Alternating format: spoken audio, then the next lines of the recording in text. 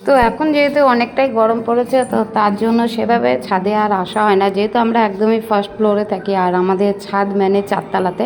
তো হঠাৎ ঘুমাচ্ছিলাম, তো তারপরে দেখছি বৃষ্টি পড়ছে, তা ভাবলাম যে বৃষ্টি যেহেতু পড়ছে আর প্রায় সময় বৃষ্টিতে আমার ভিডিও করা হয়, কিন্তু সেভাবে মানে যেহেতু ঘুমাচ্ছিলাম, তারপর ভাবলাম যে যাই চারতলায় গিয়ে একটুখানি প্রাকৃতিক দৃশ্যটা দেখে আসি। একটা আমরা যে বাড়িতে বসে, যে বাড়িতে নর্মালি যাদের নিজেদের বাড়ি হয়, তাহলে আমরা বাইরেতে জানলা থেকে আমরা বৃষ্টি যে পড়ে সেটার প্রাকৃতিক দৃশ্যগুলো আমরা অনেক কিছু অনুভব করতে পারি, কিন্তু আমরা যেহেতু ফ্ল্যাটে থাকি তো সেই সব ফিলগুলো একদমই মিস করি। তো তার জন্য ভাবলাম যে যাই, বৃষ্টি পড়ছে যখন তাহলে একটুখানি ছাদে যাই, গিয়ে একটু বাইরে চারিদিকটা দেখি আর বৃষ্টিটা কেমন মানে বাইরেটার দৃশ্যটা কেমন লাগছে সেটাও দেখতে চাই। তো তাই জন্যই আজকে গেছি, আর প্রায় সময় মাঝে মাঝে যাই ভিডিও করতেই, কিন্তু এখানে এসে দেখছি ছাদে এত জল জমে রয়েছে।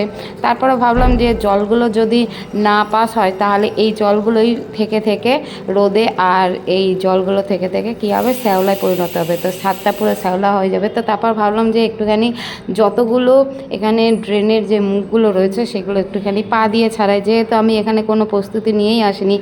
মাঝে মাঝে আমি এই বৃষ্টি পড়লে ভিডিও করি, আর সেই সময় ভিডিওর সময় এক সময় আমাকে এক কাকু আমাকে লাঠি দিয়েছিল, আর সেই লাঠির মাধ্যমে ড্রেনের মুখগুলো ছাড়াতে পেরেছিল। কিন্তু আজকে যেহেতু আমি একদমই অপ্রস্তুত অবস্থায় এসেছিলাম আর ছাদে এমনিই এসেছিলাম বৃষ্টি দেখতে, তো তারপর দেখলাম যে তাহলে আমি এই ড্রেনগুলোর যদি মুখগুলো ছাড়িয়ে দিই তাহলে জলগুলো পাস হবে, তাতে কী হবে, জলগুলো মানে পাস হয়ে যাবে। আর দেখতে পাচ্ছ এই যে ছাদগুলোর মধ্যে ছাদে চারিদিকটাতে অনেক জল জমে রয়েছে, আর যেহেতু প্রায় সময় এখন যেহেতু গরম পড়েছে সবার ছাদে সেভাবে আসা হয় না, আর এই নানান রকম নোংরাগুলো এই বৃষ্টির সময়টাতেই সব এসে জলের সাথে সাথে এসে ড্রেনের মুখে জড়ো হয়। আর আমি তো যত পাচ্ছি যতগুলো আছে, যেহেতু আমরা দুটো বিল্ডিংয়ে থাকি, এ ব্লক আর বি ব্লক, তো এই নিয়ে অনেকগুলোই ড্রেনের মুখ থাকে, তো সেই মুখগুলোকে সবগুলোকে ছাড়ানোর চেষ্টা করছি। আর যেগুলো একদমই ডাউন সেখানে দেখতে পাচ্ছি অল্প অল্প জল আছে, আর এইখানটাতে তো দেখতে পাচ্ছি যেহেতু অনেক জল জমে রয়েছে, আর যেহেতু একটা ওপরে যে ছাদের সিঁড়িটা আছে সেখান থেকে জল আসছে, তার সাথে সাথে এই যে ডাউনটাতে এখানে অনেক জল জমে রয়েছে, আর তার সাথে অনেক রকমভাবে প্লাস্টিকও রয়েছে।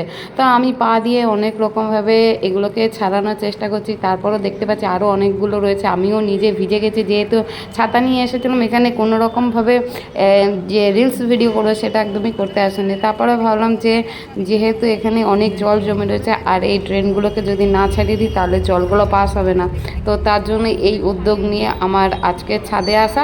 তো আজকের ভিডিও তোমাদের কেমন লেগেছে তোমরা অবশ্যই কমেন্টে জানাবে, আর তোমরা সবাই ভালো থেকো, সুস্থ থেকো। তো টাটা সবাইকে।